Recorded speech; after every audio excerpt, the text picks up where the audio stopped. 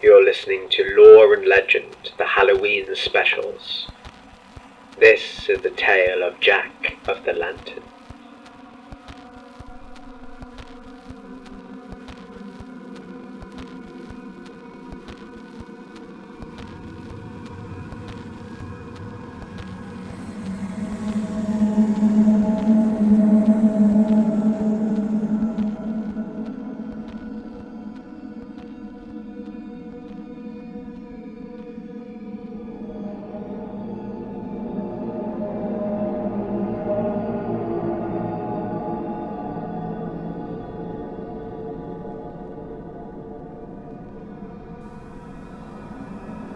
It's Samhain night, it's Halloween, it's All Souls Day, so listen to me.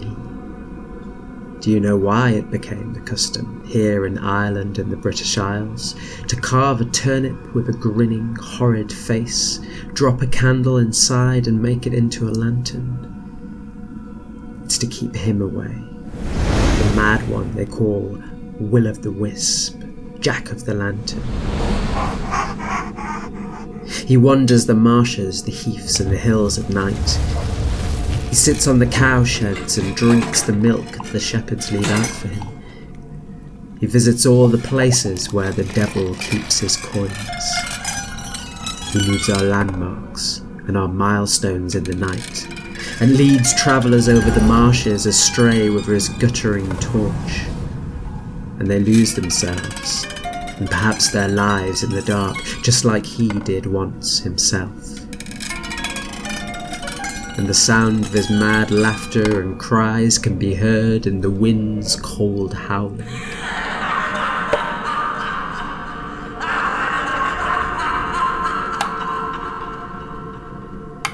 So people started to make their own torches, hobbity lanterns or jack-o'-lights, and stay within their ring of fire so that if Jack ever tried to come close, he would be presented with the picture of his own terrible and twisted face, and carry himself off crying and howling into the night, and all the other evil imps and spirits that he is chief over too.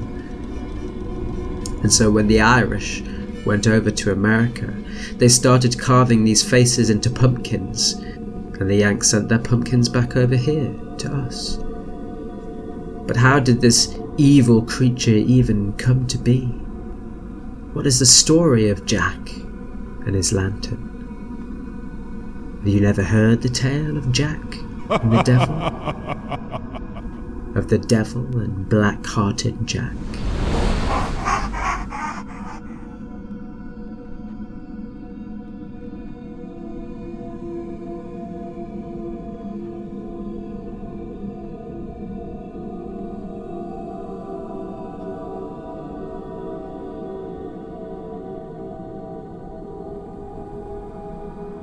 Black Jack was a rogue, a liar, a cheat and a drunk, whose name was reviled and feared all around. He consorted with crooks and thieves. He used to practice the art of hobbity in aid of shipwrecking. He attached a lantern to a lame mule and marched it up and down the beach so that anyone looking towards the shore would see a light imitating the sloping gait of small ships, and thereby he'd draw the ships onto the rocks, where they spilled their cargo into the tide and onto the sands, where Black Jack and his friends waited. With the proceeds of their crimes, Jack hardly needed to keep a profession. Though he kept the trade of a blacksmith, his smithy was usually dead cold and the door chained. Instead, he could be found most of the time drinking away his money until every last sovereign was spent. One day, when Jack was coming home, his money having run out, and him so being far too sober for his liking, his thirst was still raging, and he exclaimed, "By the moon, by the devil, I'd sell my soul for a drink." And there was a crackle, and a hiss, and a sour whiff of sulphur, and standing there amidst a circle of guttering embers was old Nick himself. Jack, my old friend. I couldn't help but overhear. What was it that you said? I said I'd sell my soul to the devil if I could get a drink. I'm only happy to oblige, Jack, but my pockets are far deeper than that. How does 7 years of power and fortune strike you before I come to take you? Well then, Jack the smith swore his soul for a fortune in the devil's coin, and when he returned home and unlocked the doors to his smithy, there lay his bounty in gleaming gold sovereigns by the side of his anvil. And Jack's heart was filled with glee, for he was far richer now than the other cutthroats and villains with whom he kept company. And so Jack began to party hard. And often the time that Jack would hold court in his smithy, the bellows would be blown up so that all might sit around the fire and eat and drink, and fairly quickly Jack became the toast of all the town. And one night, in amongst all the hangers-on that surrounded Jack, an old beggar came into the smithy, who looked near to starving, and he asked if Jack might spare some food. Now Jack was very generous when he was in money and drink and wine, and so he fed him and invited him to sit with them at the fire. But when he looked for the beggar again later that evening, he had vanished. He did not reappear again until some months later. He appeared at the smithy once more, and Jack treated him just the same, but again he vanished. Another few months passed, and afterwards the old beggar again appeared. Come in, said Jack, and after he had eaten and drunk his fill, the beggar said, Well, Jack, men have said to me that you were the blackest heart that they had ever seen in these parts, and so I had to come and see it myself. But here I find 3 times you have been good and kind to me, and so, what if I give you 3 wishes? And whatever you wish will be sure to come true. Ah, well then, said Jack, I'd need time to think. Then I'll come to you tomorrow, the old beggar said. But mind that they are good wishes, Jack. But you know, Jack could play the gregarious host, but this appearance of goodness was only skin deep. Jack's heart was still as black as the coal in the bucket by the foot of his forge, and while the old man went away, the wicked machinery of Jack's mind was turning around those 3 wishes. And by the time the old man returned next morning, Jack knew exactly what to ask for. Well, the old man said, what are your wishes? Mind that they be good. And Jack grinned at the man blackly, and he placed his hands on the shaft of the sledgehammer that rested on the edge of his anvil. My first wish is that whoever lays his hands on this hammer will keep on striking this anvil over and over without breaking it until I tell them to stop. Oh, said the old man, that's a bad wish, Jack. Oh no, laughed Jack. You will see it's good. The next thing I wish for is a purse that whatever I put into it cannot be taken out again without my saying. Oh, Jack, the old man said, that was a bad wish as well. Be very careful about the 3rd one. Well, said Jack, out there through the door is an old apple tree, and I wish that anyone who touches it will be stuck there fast until my saying that they can go. The old man's face was very grim. Those were all very bad wishes, Jack. Oh no, smiled Jack. Just you wait and see. I'll make those wishes turn out for the good.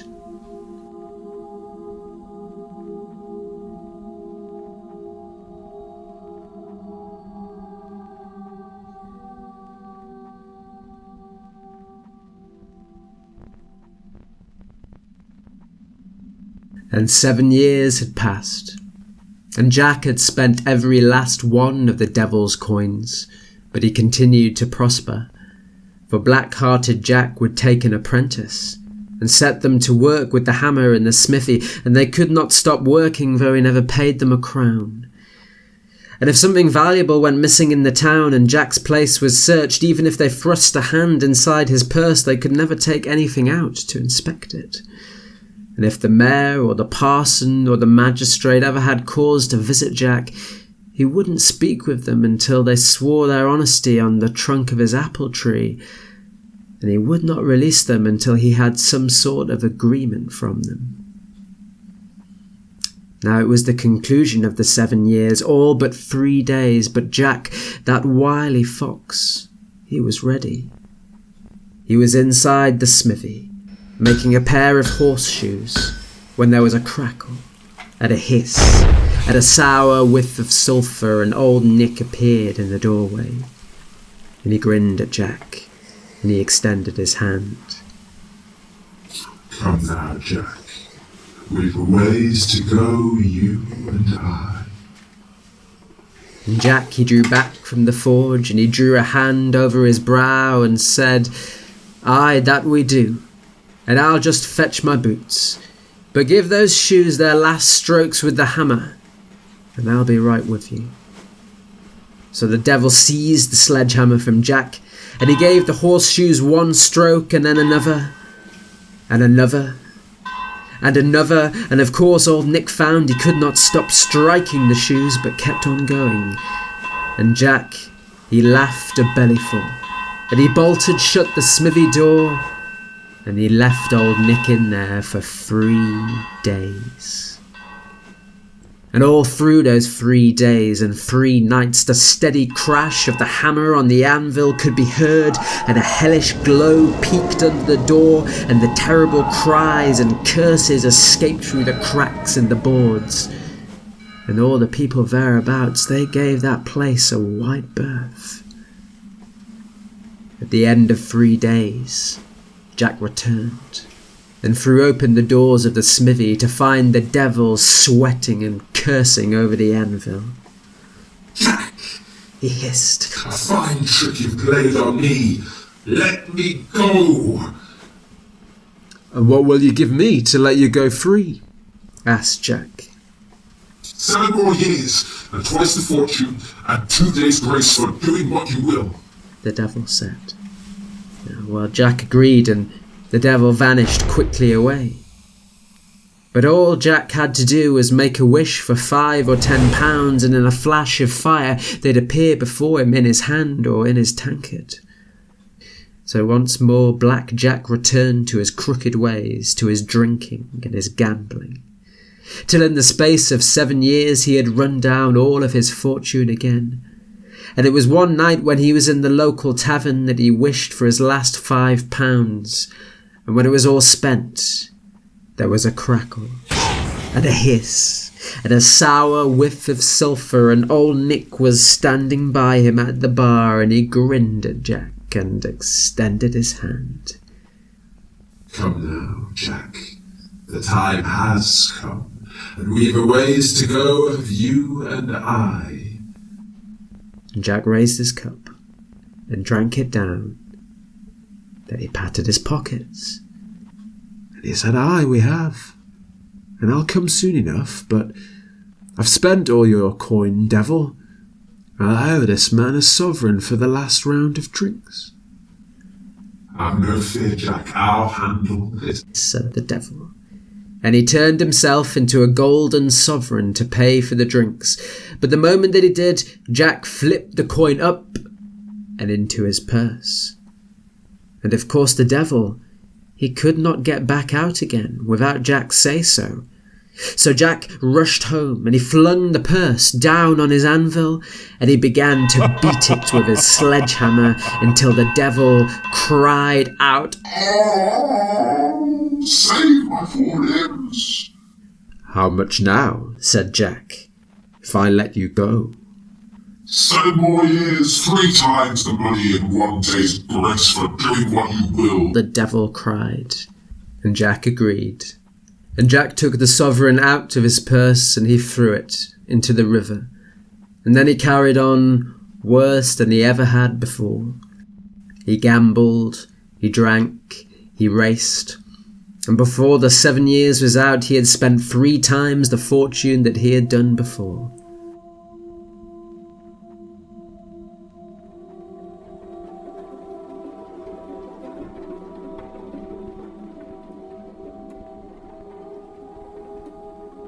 And on the last day before the 7 years were up, as Jack was walking home, the black crows landed on the branches of the trees, and small devilish creatures skittered through the undergrowth, and they chirped and they chanted to each other as Jack went by. They said, "Jack and the devil and Black Jack." And Jack went into his yard. And standing there between his gate and his smithy door was the devil, Old Nick, and he looked more angry and more evil than he had ever done before. And when he turned around, he pointed at Jack and he cried, "I've come for you, Jack, and this time there's no escape. It's a long journey from here to where you're going." "Aye," said Jack, "I do believe it." And he pointed towards the tree that stood just to the side of the devil. "But if the way is so long, I'll need something to give me strength to finish the journey, unless you want to carry me into hell. Why don't you reach me down one of those fine apples?" And the devil hissed, and he turned, and he leapt up for one of the apples. But as soon as his claws touched one of the low-hanging branches, he was caught fast.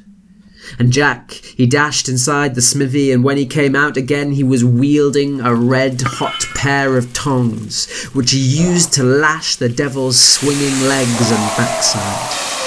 And the sound of the devil's screams could be heard for miles around, and they drew all the people of the town who surrounded Jack's yard, their mouths wide, their eyes as wide as saucers at what they saw, and all of them began to whisper, and then they began to shout, "Jack and the devil and Black Jack."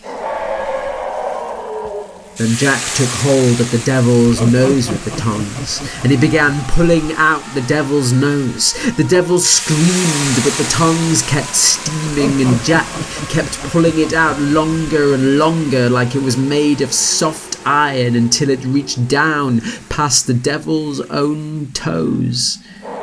And the devil, he yelled, and he snorted fire.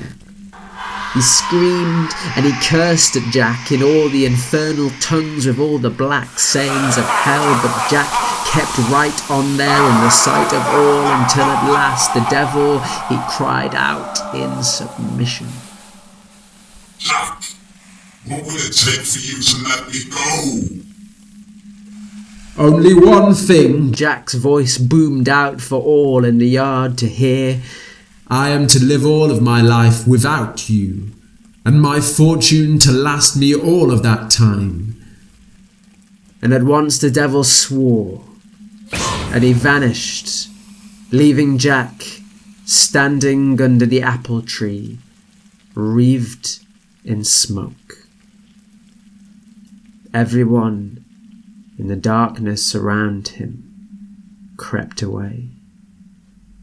For if they had been wary of Jack before, all of them feared him now.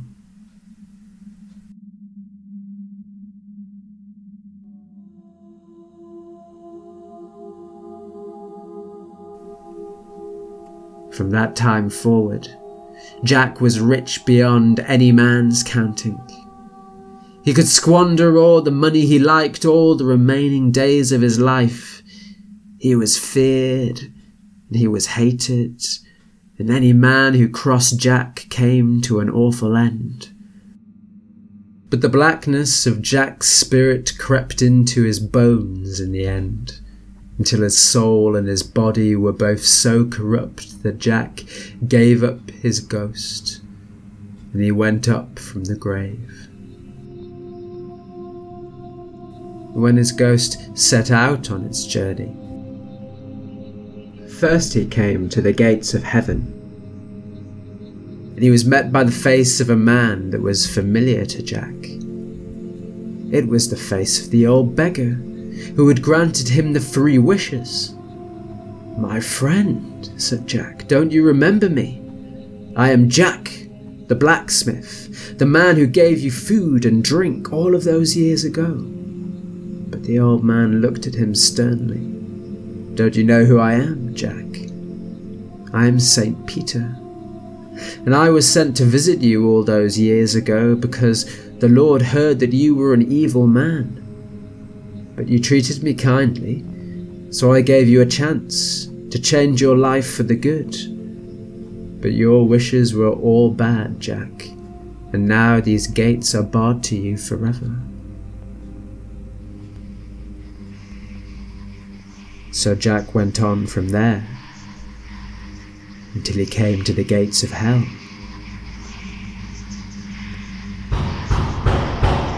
And when he knocked on the door, someone opened a hatch in the gate and asked his name. And he said, "I am Jack, the blacksmith." And as soon as the devil heard Jack's name, he barred the door and he railed and he cursed at him. "Away with you, Jack!" He cried.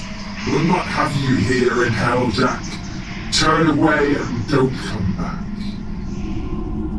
And Jack looked behind him, over his shoulder, into the howling blackness, the endless waste, the void that stretched across the earth between heaven and hell, and he turned back, gasping. "But it's so dark out there, and so cold. How will I find my way?" So the devil quickly fetched a burning coal from the fires of hell, pulled down the turnip by its root in the ceiling, hollowed it out and dropped the coal inside, and then he pushed this lantern out of the hatch into Jack's outstretched hands. And Jack was forced to turn away and wander back out into the wilds of night to roam the earth without rest, with only the light of that single glowing coal to see by and to warm his ghostly bones.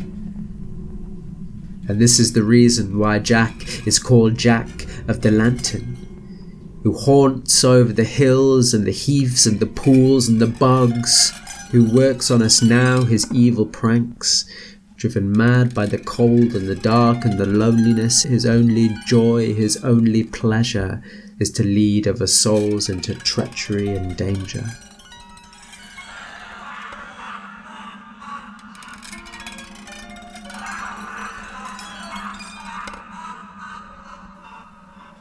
In some of the old stories, that blacksmith was not called Jack, but Billy or Willy, and so when he left hell he was called Will of the Wisp, which in the old parlance means Will of the Torch.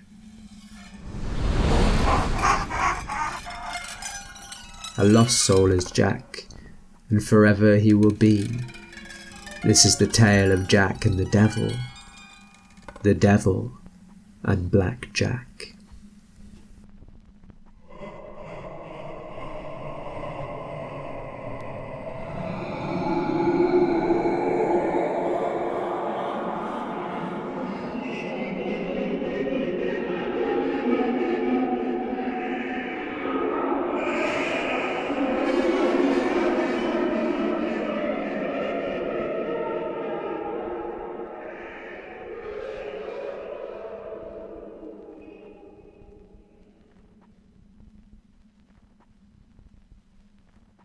You've been listening to a Lore and Legend Halloween special, Jack of the Lantern. Your storyteller today was Rick Scott. Music in this episode was composed and performed by Robert Bentel, with the use of additional music from Brendan and Derek Feister on Bandcamp, and music and sound effects from the community at freesound.org. You can find a full list of audio credits on our website. For more information on the lore behind this tale, visit us at www.loreandlegend.com. A massive thank you to Paul Jackson, whose support on Patreon gives financial fuel to the development of our stories. Join us tomorrow for another Halloween special from Sebastian Odell, exploring a dark tale filled with echoes of the Scottish play Macbeth in lore and legend, The Warlock.